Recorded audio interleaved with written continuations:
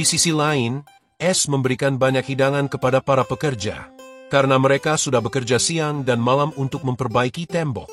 Mereka merayakan dan berkata Ash amat baik, namun juga meminta anggur kepada pangeran, yang langsung dimarahi oleh Ash von Hater.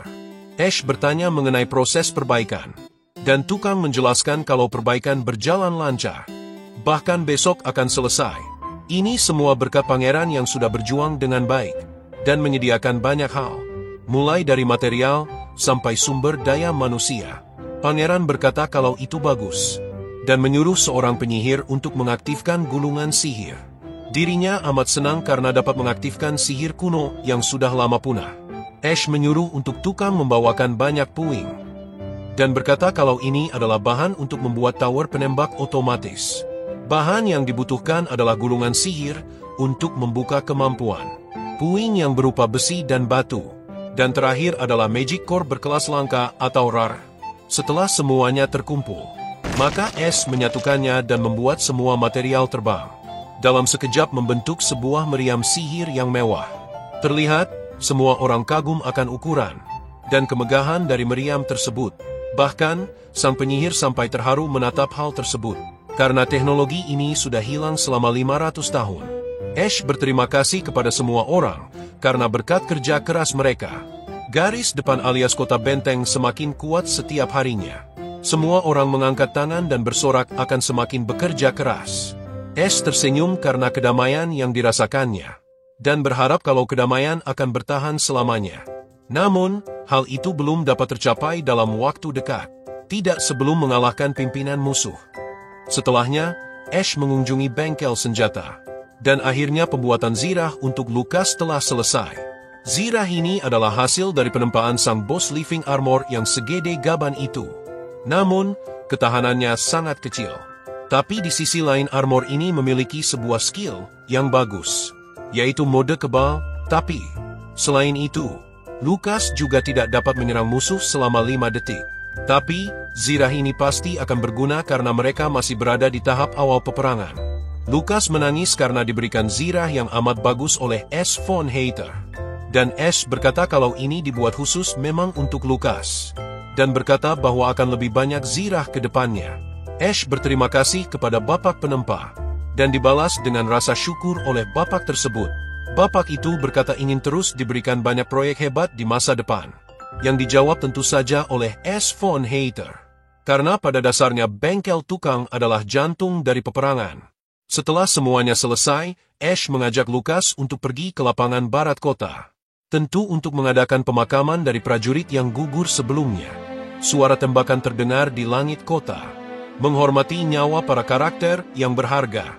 Setelah pemakaman selesai, sekali lagi Ash mengadakan pidato, dan menatap banyak peti mati baru yang dimakamkan di bawah batu nisan yang tersusun rapi.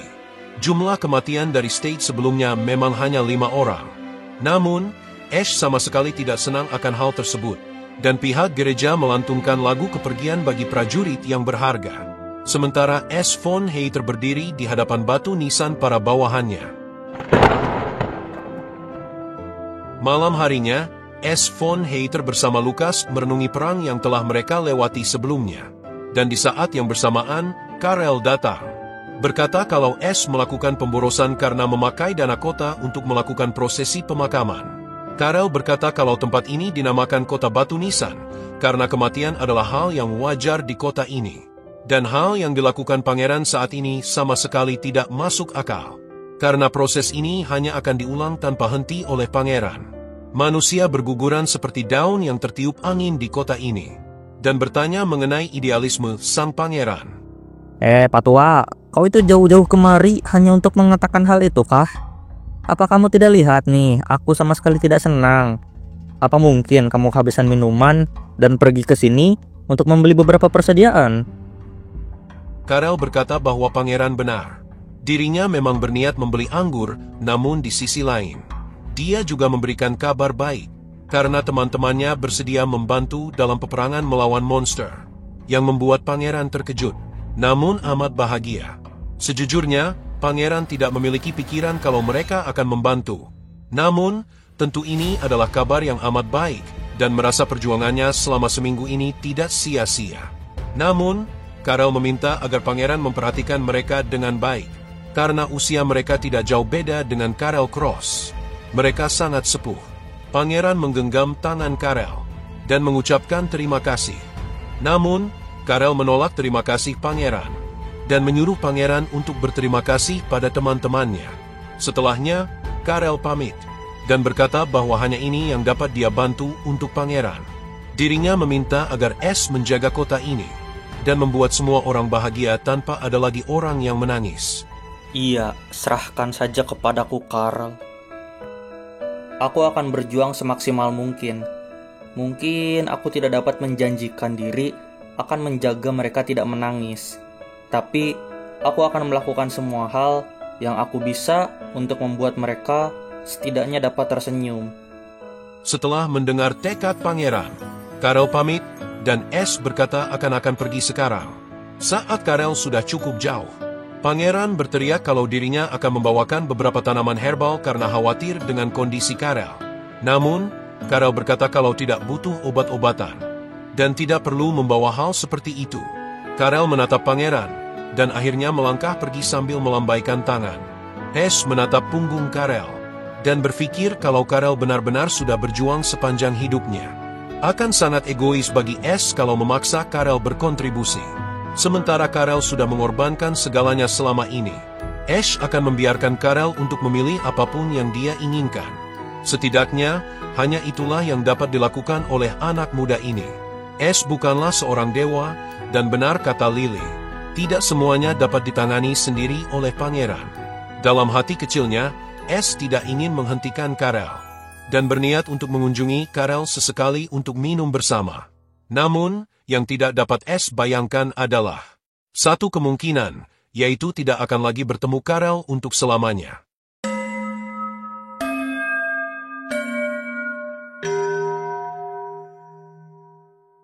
Dua hari kemudian, yaitu hari pertempuran akhirnya tiba, perbaikan tembok selesai, dan pasukan bertambah. Tukang menatap Ash dengan penuh rasa takut, karena perbaikan tidak maksimal karena mereka tidak memiliki banyak waktu. Namun, Ash menenangkan tukang, dan berkata kalau pekerjaan mereka sudah bagus dan semaksimal mungkin.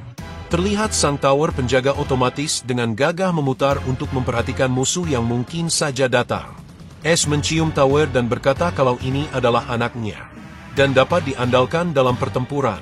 Di sisi lain, kill zone juga sudah dibentuk. Pagar-pagar kayu menjulang tinggi, dan ranjau besi menghalangi pandangan para tikus. Persiapan ini sempurna, dan pangeran tersenyum. Namun, Jester tidak merasa demikian. Dia menatap tajam pada pangeran dan merencanakan suatu hal yang buruk. Sementara itu, prajurit memacu kudanya, memberikan kabar pada pangeran. Segerombolan monster dengan jumlah banyak sudah mulai bergerak, dan nampak jelas, para tikus besar mulai melesat maju. Ash juga memandang ke arah para monster. Sementara itu jendela status menunjukkan waktu 10 menit lagi. Di sela-sela waktu yang ada, S. von Hater memerintahkan para prajurit untuk menyalakan unit artiler, menembakkan meriam-meriam ke arah tikus. Namun, di saat yang sama, seorang NPC, Pied Pepper muncul dan menatap ke arah S. S yang panik menyuruh Lucas untuk memperhatikan orang yang berdiri di tengah medan perang. Namun Lucas tidak dapat melihat Pied Pepper. Bahkan Demian juga tidak melihatnya.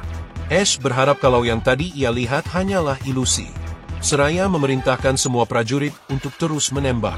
Terlihat, tembakan meriam dengan jumlah banyak berjatuhan layaknya meteor, mengantarkan monster pada area ledakan yang lebar.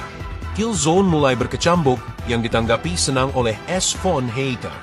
Dengan satu serangan, 100 tikus berhasil dikalahkan. Ash yang melihat ini merasakan kabar baik. Jika mereka melaksanakan kegiatan seperti ini terus, maka jumlah bukan masalah, dan peperangan kali ini dapat diselesaikan dengan mudah. Meriam-meriam ditembakkan, panah-panah juga berjatuhan, dan sudah 30 menit berlalu sejak peperangan dimulai. Dari 3.000 lebih tikus, mereka sudah berhasil mengalahkan 924 di antaranya. Ash merasa kalau ini bagus. Namun, tikus-tikus mulai menaiki tembok kayu. Yang membuat Ash kesal, para tikus memakai tembok kayu sebagai pijakan untuk menaiki tembok. dan perlahan, tembok kayu hancur, yang membuat Ash geram, karena tidak menyangka kill zone akan dijatuhkan hanya dalam 30 menit pertama. Para tikus mulai menyerbu masuk, dan masih tersisa lebih dari 2.000 musuh. Mereka berlari, melesat dan berpencar, bertujuan memasuki kota benteng. Ash menyuruh semua orang untuk lebih cepat menembak. Namun, akibat dari para tikus yang sudah melewati kill zone, balista mulai tidak dapat mengenai satupun monster. Prajurit berkata kalau tikus terlalu cepat, yang membuat Ash merasa tidak percaya, karena kecepatan makhluk berkaki 4 memang begitu merepotkan. Di sisi lain, tower penembak otomatis mulai mengunci target, dan menembakkan banyak tembakan laser sekaligus. Ledakan area besar terjadi, yang langsung memusnahkan ratusan tikus. Ash merasa kalau ini sangat luar biasa. Terlihat, ratusan tikus yang gosong bergelimpangan. Dengan satu serangan mereka kalah. Tapi, tembakan seperti itu tidak dapat terus dilakukan. Dan kini tower penembak otomatis memasuki masa mengisi daya. Sementara tikus masih amat banyak. Di sisi lain, ranjau pedang mulai memberikan dampak. Namun, tikus tidak peduli. Meski ada beberapa yang terjebak, namun beberapa yang lain menginjak teman mereka dan tetap melesat pergi. Namun, di saat yang bersamaan, ledakan hebat mementalkan puluhan tikus yang lain. Terlihat, kill count mulai bertambah lagi, karena serangan meriam yang efektif menyerang ke arah para monster. Ash melihat, seorang prajurit veteran yang memberikan arahan kepada bapak-bapak prajurit yang lebih muda. Ash merasa berterima kasih kepada prajurit veteran, yang memberikan bimbingan yang baik pada anak baru. Nah ini baru senior. Ketua veteran berkata kalau pangeran tenang saja, karena mereka pasti akan memastikan kalau tempat ini aman dari kaki-kaki kotor para musuh. Ash yang menatap, membalas dengan senyum percaya diri. Terlihat, serangan mereka bagaikan meteor yang menjatuhi para tikus. Di tempat lain, Lucas memimpin pasukan area kiri benteng, memerintahkan agar prajurit menembak dengan lebih akurat, karena banyak dari tembakan mereka yang tidak tepat sasaran. Pada awalnya, Ash von Hater memberikan beberapa arahan pada Lucas. Namun, karena dunia game dan dunia nyata berbeda, jadi ada beberapa logika yang tidak dapat dimengerti oleh Lucas. Namun, Lucas tetap memberikan arahan sesuai yang dia bisa. Di sisi lain, Demian memakai busur X untuk menembaki para tikus. Tembakan Demian terbilang lambat dan efektif. Namun, karena serangan Demian terfokus pada satu titik, dan amunisi dia juga terbatas. Jadi, peran Demian belum terlalu terlihat di pertempuran dengan jumlah musuh sebanyak ini. Di sisi lain, Lily menjadi penyihir senior yang mengendalikan alat sihir gravitasi, alat sihir flamethrower, dan beberapa alat sihir lainnya. Lily menatap pangeran dengan penuh harap, lalu memberikan jempol, dan berisyarat kalau setelah pertempuran ingin pensiun. Namun, pangeran memalingkan wajah, dan berkata, kamu belum boleh pensiun. Dan terakhir, adalah Jupiter. Jupiter mengatakan kalau pertarungannya seru, dan memuji orang-orang yang bekerja keras. Ash memarahi Jupiter, dan dengan cepat Jupiter mengambil posisi. Dalam hatinya, Ash mengatai Jupiter, menghina Jupiter dengan berbagai sebutan yang dapat dia bilang. Namun, Ash von Hater juga tidak dapat memarahi Jupiter terlalu banyak. Selain Jupiter memang sudah sepuh, dia juga seorang penyihir andalan mereka. Ash kembali membalikan badan ke area pertempuran, dan berkata, berkat semua orang kecuali Jupiter, pertempuran menjadi mudah. Dan sekali lagi, tower penembak otomatis memberikan damage yang luar biasa, mengalahkan ratusan tikus dalam sekali tembak. Ash memeluknya, dan berkata kalau anaknya ini sangat manis, yang memperlihatkan juga kondisi naas para monster. Namun, sekali lagi Pied Pepper muncul. Ash langsung memakai skill penglihatan map, dan nampak jelas seorang NPC menyusup di area pertempuran. Hal ini membuat Ash mengutuk Aider, karena ini baru stage 2. Mana boleh stage 2 disusupi oleh seorang NPC. Karena hal tersebut dapat membuat pertempuran menjadi tidak masuk akal. Ash memerintahkan Demian untuk segera menembak. Namun Demian menolak, dia tidak tega jika harus mengalahkan manusia. Meski mereka musuh, Demian tetap tidak dapat melakukannya. Dan akibat dari ketakutan Demian, Pied Pepper Crown meniup serulingnya, yang akan menjadi mimpi buruk bagi pasukan Ash von Hater. Semua prajurit menatap dan memperhatikan tikus yang berhenti. Namun 1 detik kemudian, semua tikus menjerit dan mulai melesat ke arah benteng dengan kecepatan 3 kali lipat lebih cepat dari sebelumnya. Mereka menyerbu ke satu titik. Titik itu adalah tembok tengah yang belum diperbaiki dengan benar karena terbatasnya waktu yang mereka miliki. Para tikus melesat maju sesuai arahan dari Pied Piper. Ash tidak diam dan menyuruh semua orang untuk fokus menembak area tengah. Namun, para tikus mampu menghindari serangan meriam. Dan salah satu tikus mengambil ancang-ancang, melesat dan melompat, menabrakan dirinya ke arah tembok kota benteng. Diikuti banyak teman-temannya. Mereka terus melompat dan melancarkan serangan kepala, yang juga mengalahkan diri mereka sendiri. Terlihat, makin banyak tikus yang menabrakan diri mereka ke tembok. Ash mulai merasa kalau tikus-tikus ini sudah gila. Dan terlihat, akibat dari ratusan tikus yang menabrakan diri, tembok mulai memiliki celah. Dan hingga pada titik tembok akhirnya berlubang. Setelah berlubang, tikus memakan tembok dan memperlebarnya, memperlihatkan mata dan taringnya yang mengerikan. Ash memperhatikan ke arah Pied Piper, dibalas dengan senyum oleh Pied Piper. Meski itu hanya topeng, namun Ash merasa kalau Pied Piper sedang mengejeknya. Damian menangis karena merasa kalau ini salahnya, karena tidak mengalahkan musuh. Namun Ash menenangkan Damian. Amarah dan rasa bersalah tidak akan membantu apapun, karena faktanya musuh sudah mulai menyerbu di bawah. Sebagai gantinya, pembicaraan akan dilanjutkan nanti, setelah mereka menang. Di sisi lain, Jupiter sudah mengeluarkan aura kekuatannya, yang langsung disuruh untuk membasmi tikus oleh S. Von Hater.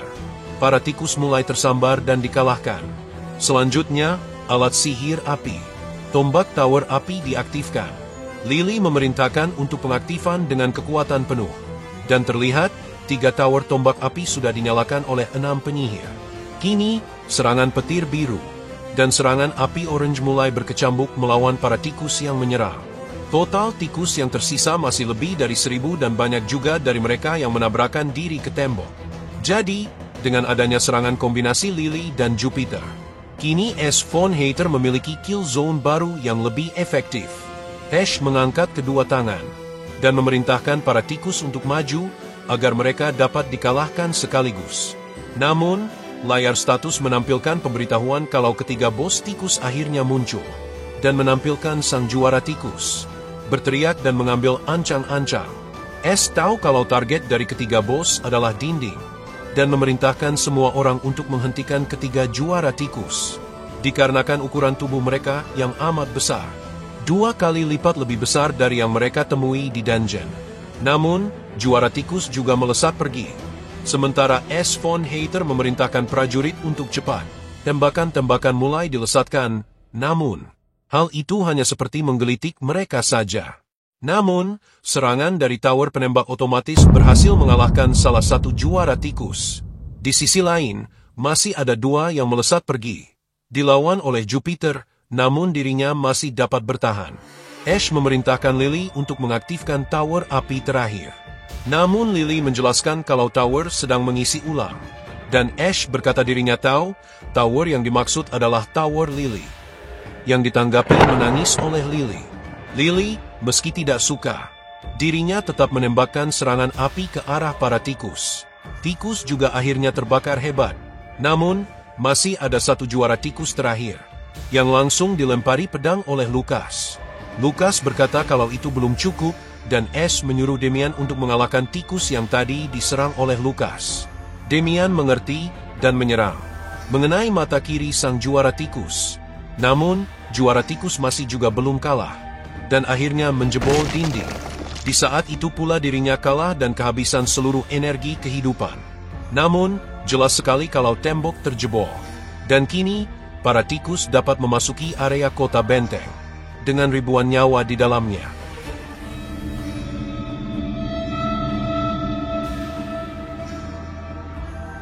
Di tempat lain, Karel juga menatap dari kejauhan. Peperangan kali ini, ratusan kali lipat lebih mengerikan daripada yang dilaluinya selama bertahun-tahun. Karel dengan jelas tahu kalau ada yang berbeda dengan perang kali ini. Tidak hanya jumlah monster yang banyak. Entah kenapa, monster juga sangat cerdas dan kuat. Pangeran tidak kalah hebat, dan skala perang benar-benar seperti peperangan yang mempertaruhkan nasib umat manusia ke depannya. Karel menatap dengan wajah pedih dan berkeringat dingin. Membayangkan Es yang melewati peperangan seperti ini di usianya yang terbilang masih muda. Kini dia jadi tahu kenapa Es sangat putus asa. Jika saja para temannya tidak memberikan bantuan, sudah dapat dipastikan kalau kota benteng akan jatuh dan hancur. Dalam benaknya, Karel berpikir apakah dirinya harus membantu atau tidak. Namun dirinya sudah pensiun dan berjanji pada mendiang istrinya jika dirinya akan meninggal di kebun milik mereka. Namun, benturan dahsyat menyadarkan Karel. Terlihat kota benteng berhasil dijebol. Hal yang belum pernah terjadi selama puluhan atau bahkan ratusan tahun yang lalu. Di sisi lain, Es memerintahkan agar semua warga dievakuasi. Jika tidak, korban yang berjatuhan tidak akan terbendung jumlahnya. Sementara itu, ratusan tikus yang lain juga sudah bermunculan. Es memerintahkan Lukas untuk memimpin pasukan menuju area bawah tembok, mengalahkan tikus dari jarak dekat.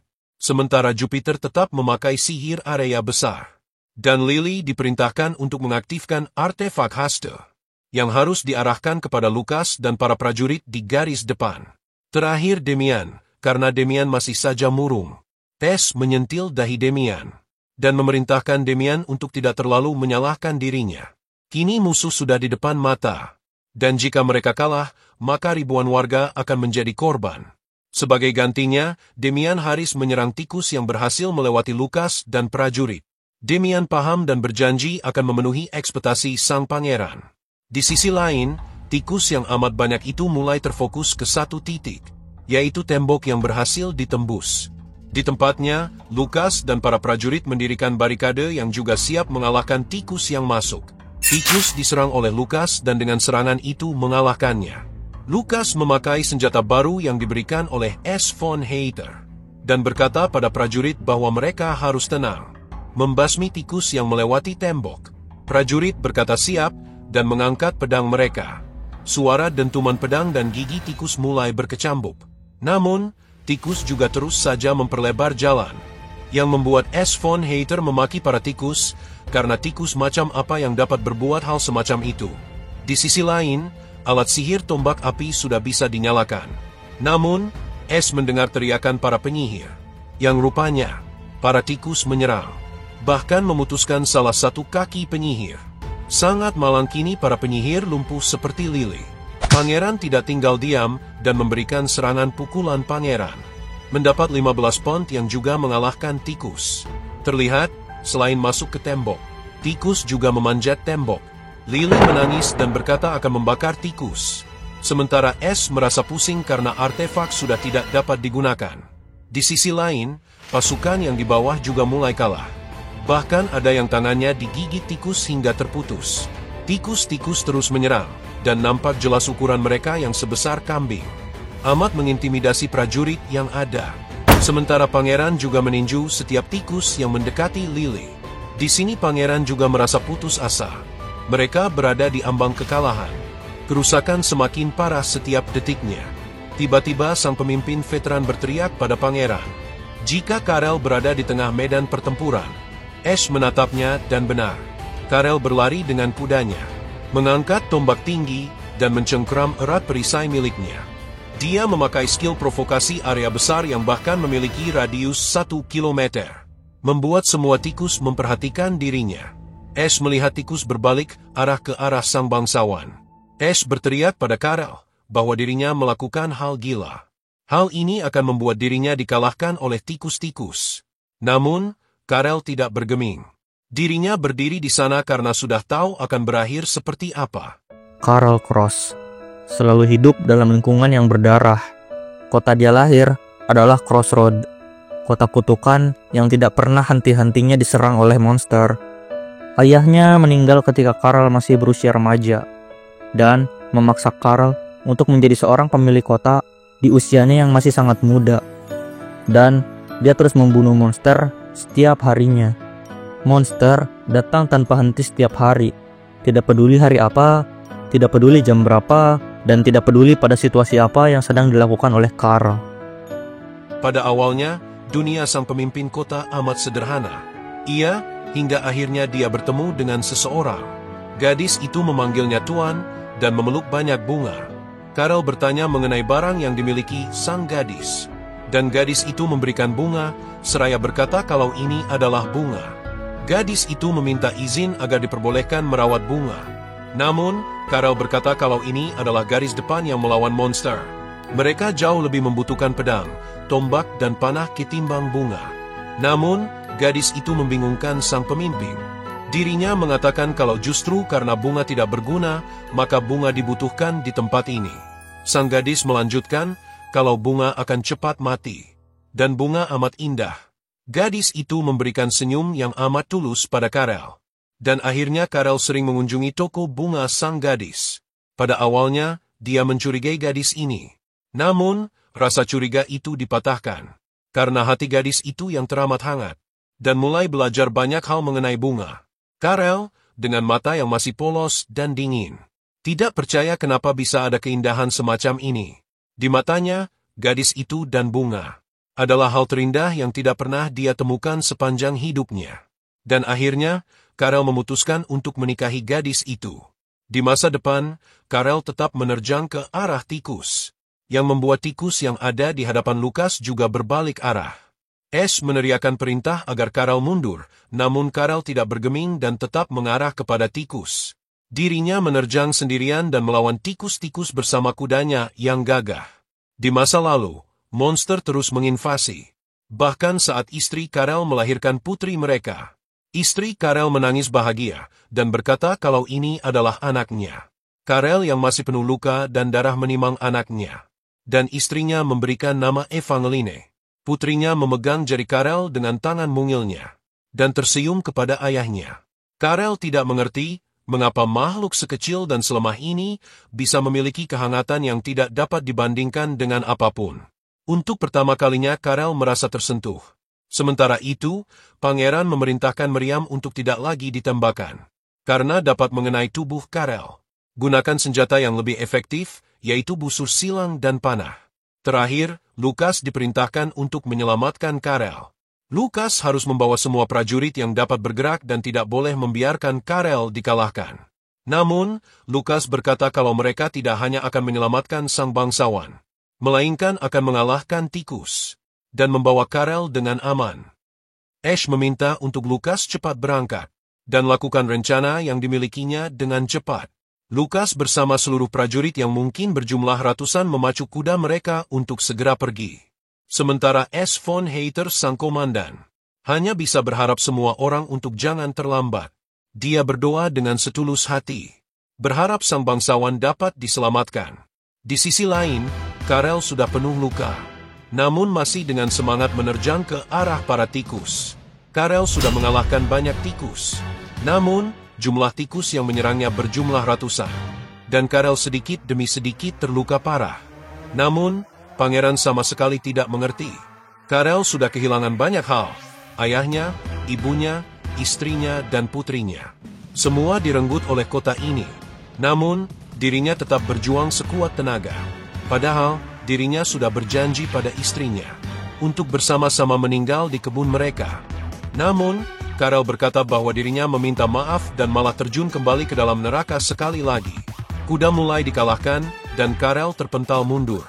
Dirinya terjatuh berlutut karena kalah. Namun, dia tetap menerjang maju, tanpa mundur satu jengkal pun. Dalam hatinya, dia memikirkan hal-hal berharga, putrinya, istrinya, dan berteriak pada para monster. Putrinya hidup di balik tembok kota, dan tidak akan membiarkan tikus untuk merenggut putrinya juga dari dirinya. Karel menerjang sambil menangis, berkata bahwa akan melindungi dunia tempat putrinya tinggal. Dia terus menerjang menyerang, meski terus diserbu juga oleh para tikus. Namun, dirinya sendiri tidak akan mampu untuk melawan semua monster. Kulitnya sedikit demi sedikit terkulai. Namun, dirinya tetap tidak menyerah, menerjangkan tombaknya ke arah lawan di hadapannya. Karel menatap kota benteng, dan semuanya mendadak hening. Penglihatannya sudah tidak berfungsi, dan dia bertanya-tanya mengapa monster tidak menyerang lagi. Karel bertanya apa dirinya sudah mati? Namun, secercah cahaya muncul. Lukas berkata bahwa semua monster telah dikalahkan, dan menampilkan Karel yang sudah sangat terluka parah dengan salah satu tangannya yang putus. Sedetik kemudian, Karel melepaskan tombaknya.